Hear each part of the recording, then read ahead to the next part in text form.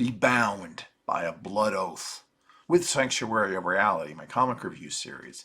Time now for Cerebus issue 263, the 32nd chapter of Going Home.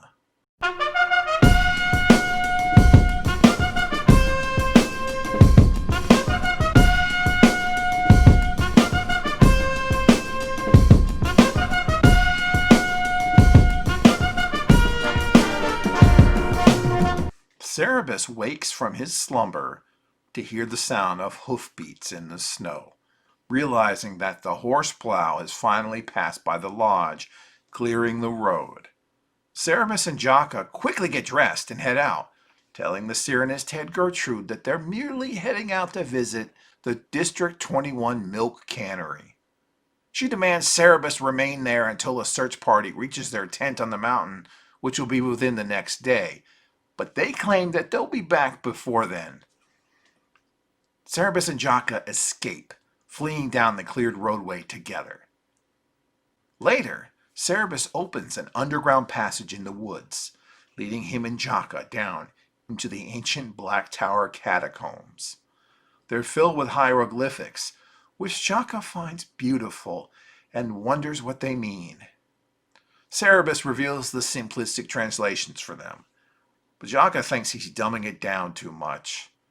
He then reveals the complete translation, which is as repetitive and long-winded as a Ham Ernestway story.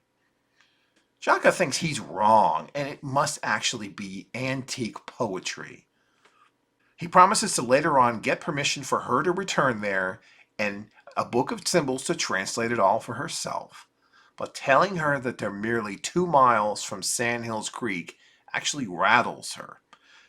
They leave the catacombs and discover a shoreline where a farm once was. Were the Cyrenists right and Sandhills Creek is now underwater?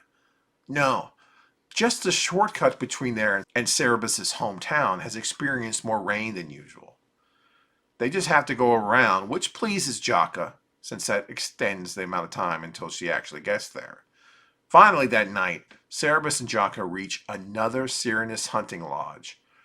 Since the moon is high and it's flatlands, they'll have to hide out until the moon sets. Cerebus leads Jaka into a stable to hide out until then, to be sure no Cyrenists are watching out for them. Will the Princess of Paunu be okay with sleeping in a cattle trough? This is a good one. He really gets us back on the road after taking a little break, and you really can feel that the journey is reaching its climax. There are some great artistic choices here, such as a few camera transitions done across several panels. There's loads of things about this issue that I like. One of the things is how whispering is treated. It's a regular sized word balloon with a smaller dash-lined balloon within with the dialogue. That's a very unique way of doing it. I've never seen that before in a comic book. This series never ceases to wow me in creative choices. Next time, up Sandhills Creek without a paddle.